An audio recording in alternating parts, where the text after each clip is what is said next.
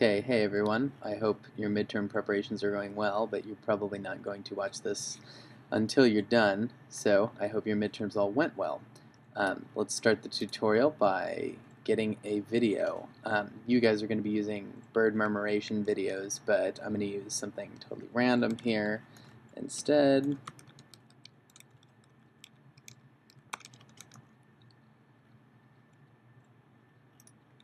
Even though I spell it wrong. Thank God, Google.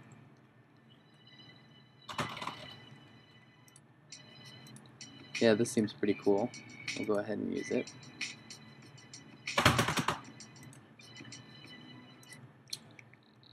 Okay, so once you found the video that you want to go to keepvid.com, this website, and it'll let you download videos. You can just put any URL in here. So you go back to YouTube, you paste this video URL into keepvid, and you hit download. Oh, apparently it takes us to a pop-up. You don't want that. Oh, I hit the wrong download link. Don't hit this big advertisement download link. That little one.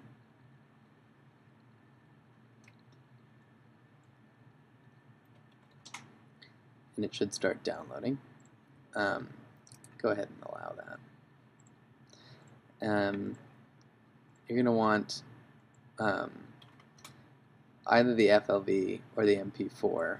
I'm going to go ahead and grab the MP4. But you want the 480p, which will be the full resolution of the clip. Okay.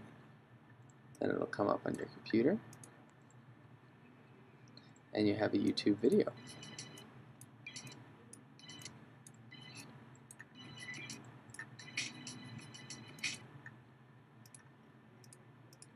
Now that it's downloaded, we want to import it into After Effects. So we go to After Effects, and we're going to start a new composition. Composition, new composition.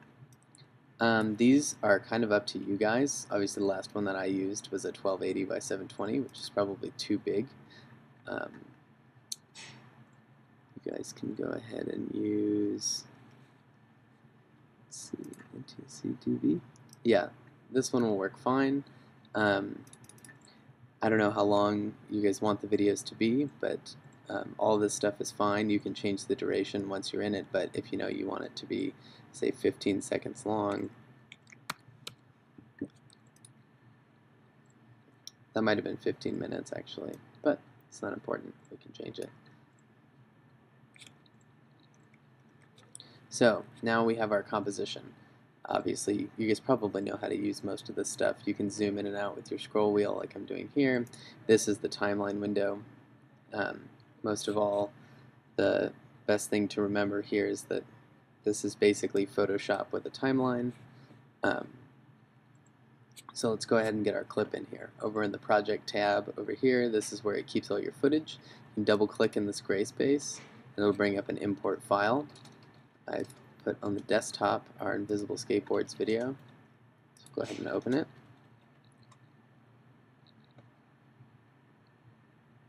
It'll import everything, and here it is. To bring it into the composition, you want to drag it over. Then if we play it, you can see it plays in the window. We can also scale it by grabbing these corners. And it scales from the center in this program. If you don't want to scale from the center, you can press Alt, I'm pretty sure. You can hold Alt. Oh, no, you can't. I don't know how to not scale from the center in After Effects. Oh well, it doesn't matter. So we'll stretch it to make it the full size. We'll stretch it a little bit more to get rid of that vignetting on the side. There we go. Alright, so now that we have a clip, we want to figure out what to do with it. This has this weird tagline from the heavyhitters.com website that we don't really want in the end. So we're going to go ahead and crop it out. So right here, as it's getting dark, right before this transition fades into their logo, I want to snip it. I'm going to use the slice tool. So I'm going to zoom in. You can zoom in by holding Alt and using the scroll wheel in the timeline to zoom in and out of the time, and you can see that the duration of time changes as you zoom in or out. And so you can move the current time indicator just up until the moment where it goes black before the logo comes up, and then we're going to slice it. Slicing is either on a PC it's Shift Control D, or on a Mac it's Shift Command D. So Shift Command D for me, then it splits the video into two pieces. Has the before part down here and the after part up here. We don't really want this after part, so we're going to just delete that whole section. Now we have just the amount of video that we want.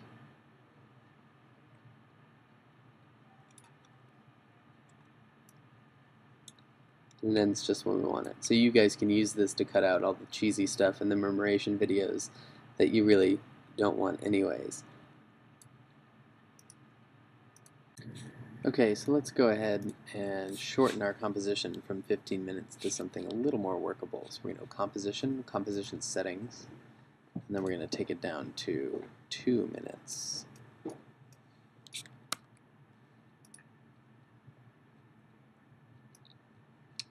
Oops, that took it down to 2 frames.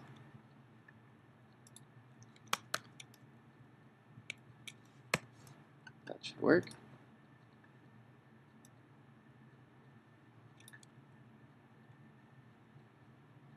There we go, 2 minutes.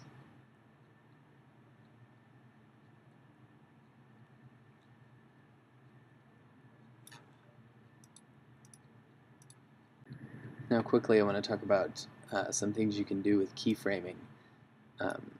These are kind of like 3D Studio Max, and I'm sure that Josh and David showed you these things last semester, but I'll go ahead and show you again. So over here in your timeline, your layers, if you click on this arrow or hit the T key, you can bring down a bunch of these little things that you can alter with keyframes. So if you hit T, it'll bring down opacity, but if you hit down this, it'll bring down all the transform controls. So you can transform a bunch of these things over time. So position, if you want this to move, let's say we want it to come in, we want the whole clip to come into screen from the side. So at 15 frames in, we want it to be over here, let's say. So you can click this and it puts a keyframe on your timeline. And then let's say at 45 seconds, we want the clip to be fully in frame. Move it over. Oops, I might have gotten rid of it. It did. Okay, let's put that back. Okay, this works. There we go. So every time it puts one of these little diamonds down, right here, that's a key frame. So when you place that, it'll interpolate all of the movement in between those. So we don't really want to do that, but if you might want to move around the composition, that's how you do it. You can also do this with scale and opacity. This is a cheap and easy way to do fade outs. It tends to be how I actually do fade outs.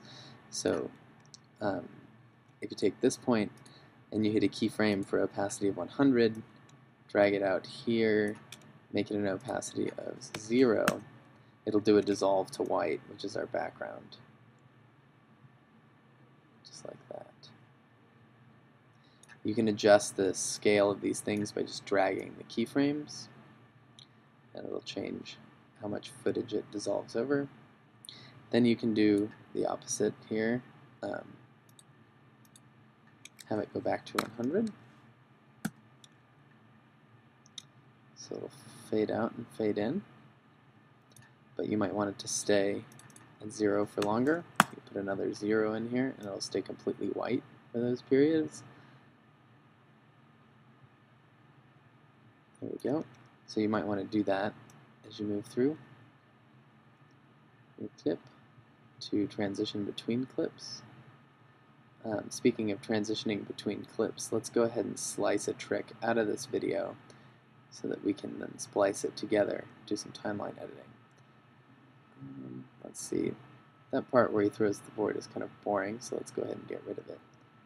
So right here, I'm going to do my slice tool again, Control-Shift-D or Command-Shift-D, slice it, and we'll go a little bit further forward to the end of this trick, and we'll slice it again, Shift-Command or Shift-Control-D. Then we're going to delete this middle part. When I delete, I actually hit the backspace key or the delete key. Either one will get rid of those things. So now what we want to do is pull this thing taut up against there, and that trick will be gone, and it's a straight transition. But maybe we want a different type of transition. I know that you can use the effects and presets and some of those transformations to make transitions. I tend not to use them. I tend to use the fade out thing that we just used. I don't really know why. I find the other ones kind of difficult to use, so I'm going to show you this way. So we want, when this trick starts, to be 100%, and then when we want this trick ends, we want it to be 0%. Also, let's actually pull the 100% back into the trick. For 100% at the beginning of the trick, put the fade out here. Then we can hit play to preview the transition. It's going kind of slow on my video card.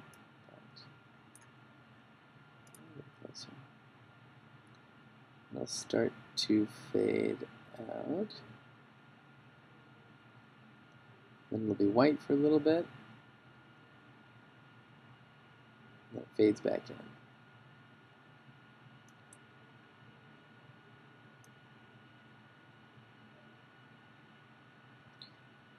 Oh, sorry, it's only fading on the one layer. So let's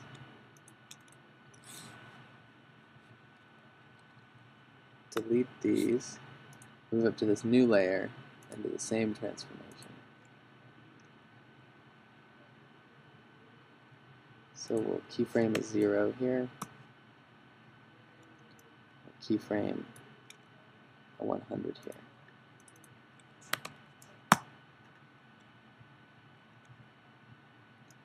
There we go. Now it's fading in.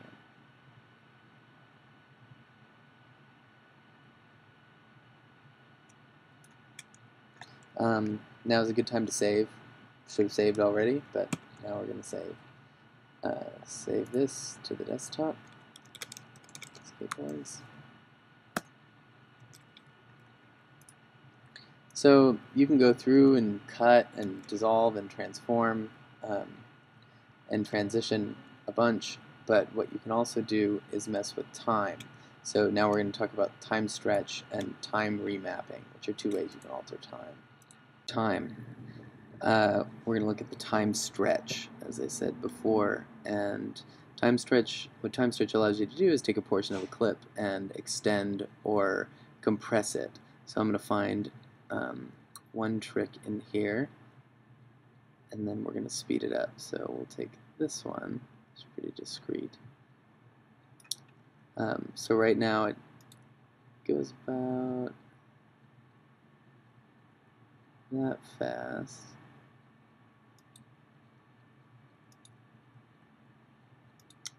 We want it to go a little faster. So let's go ahead and crop him out again using Shift-Command-D. Go back to the beginning of the trick. Shift-Command-D. Oops. We want to select that one. There we go. Now we have just this trick as its own little piece of footage. So now we want to stretch this trick. So we can right-click on him and go to Time. Go to Time Stretch. And now we can, in this dialog box, see that there is a stretch factor or a duration control that we can alter to change the length of the clip. Right now the clip is 3 seconds long, and you can do it by a factor or change the actual total time. The other thing to remember is that it decides what its anchor point is down here, and I usually like to click current frame, which is where we have the current frame indicator, but you can also do its out point or the end of the clip, or its in point, which is the beginning of the clip. We'll go ahead and do the layer in point for this one, and then the stretch factor here becomes a little slider bar like in 3D Studio Max, and we can bring it all the way down to something like, no, let's do like 10, or, well, let's do 25 to make it actually a second long. So go OK, and it shrinks the clip right there. It actually shrinks the entire clip within this area, but this is the only part that you see. This faded out spot is the clip that you've clipped away. So you can always kind of extend, see how it's hovering, my mouse is hovering with that icon. You can always extend what you've clipped away to bring back the old video, so if you wanted to double things up. But now we have a gap in the footage here in between the new footage, the shrunken footage, and the old footage. So what we're going to do is grab this, hold shift and grab this, so we've got both of these layers selected, and then we'll just move them by grabbing on one of them up to the other. And you can do that by holding shift as you move things, and they'll snap. See how it snaps to the transition point? That's because I'm holding shift. So now when we watch this, it's going to go a little bit faster. Whoop. Yeah. So the same works for stretching. You can just put it above 100%. So if we were in there, in the time stretch, you could do stretch factors, 500, and it would make it 19 seconds long. We don't want to do that. Okay, save again. And now what I want to do is talk about overlay. So I'm over here at the last set of footage, and I want to Control-C and Control-V it, copy-paste, so now we have two of the same pieces of footage rolling on top of one another. We're going to take this top one and just delay it a little bit. Here.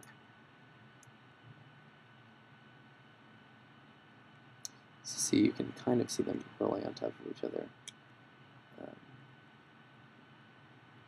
a little bit with the same tricks. But then this one kind of takes over and goes on top of the other one.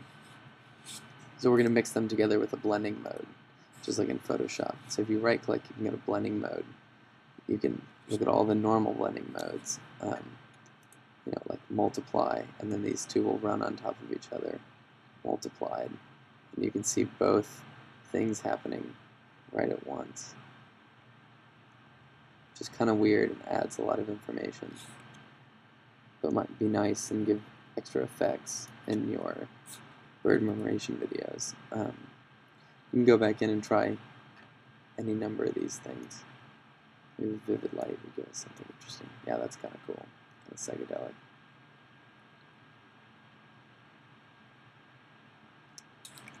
Then let's go ahead and just stretch this guy on top. Whoops.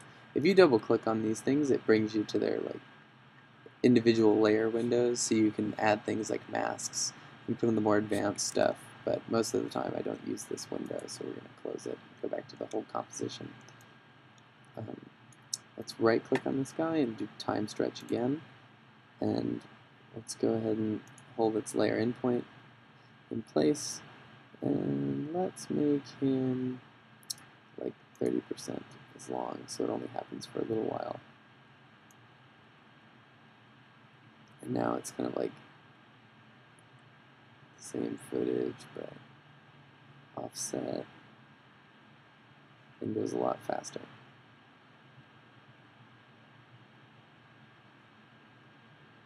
Okay, so I think that's enough for us for now. We're only at about 1:30, so I'm going to crop the video to 1:32 right here. Go back to composition settings. 32, 29. I'll crop us to right there. So now the entire video is the length that we want it. Now we're going to talk about getting it out of After Effects. So the way to do that is to go Composition, Add to Render Queue, and it'll put the whole composition into your render queue. You basically don't want to, the way that I do it, and it's kind of a neophyte way to do it, but it works for me, is that I don't touch anything in here, and I compress with an external program that's really, really, really good at compression. So I leave best settings, I leave this as lossless, One thing that I do is you can change where it outputs. I'm going to go ahead and put it on desktop. And we're going to call it skateboard.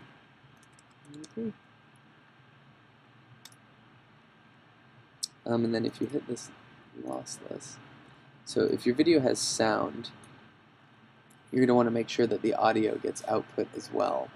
I don't recommend putting music in these videos. I think it might cheese it up. But sound might be okay, an okay thing to analyze if you're pretty intent on it or want to kind of prove some kind of point with it or draw sound. That might be nice. But so if you do have sound, you want to make sure audio output is clicked here. That's fine. You can do that. Then we go ahead and hit render. And it'll render the video out.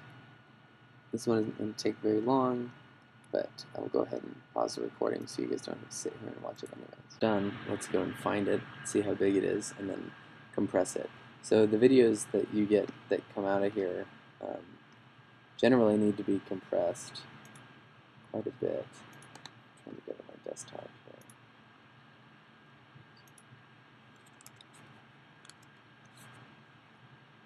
There we go. So here's the movie. If I can get info. Oh wow, this one's an exception to the rule. It's only 8.6 megs. But sometimes when you've done a lot of After Effects to the clips, they'll be huge. So they'll be like multiple gigs. So what you want to do when you get that is you want to compress it in a program. I use a program called Handbrake. It's super useful, and it's free as well, and it has a great icon. Click on Handbrake, bring it up. It's really easy to use. So you just load a clip, skateboardmovie.move, and it'll scan the source. And then the best thing about this is you can have it resize it by your desired quality level and your target size. So I always put the target size of a large video at somewhere like 700 megs, which will still keep it good, but it won't sacrifice the quality too much. It won't take too long. So once you've done that, then you can hit start and it'll encode the video. Oh, look at that, it's done. And then this nice little dialog box will come up. And so if we go back to the same directory where we were, you'll have skateboardmovie.m4v here. We'll see if it got any smaller. 203 megs.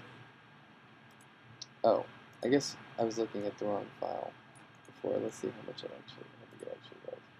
Yeah, there you go, 2 gigs. Okay, so skateboardmovie.move, the thing we made, is 2 gigs, and we sized it down to 200 megs without a noticeable depreciation in quality. So if you go ahead and play that in your video player, it won't ruin your video card, and it'll look quite nice.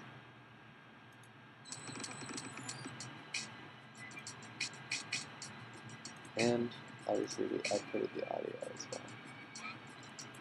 So we can do all that. And then we can go ahead and upload the video to YouTube.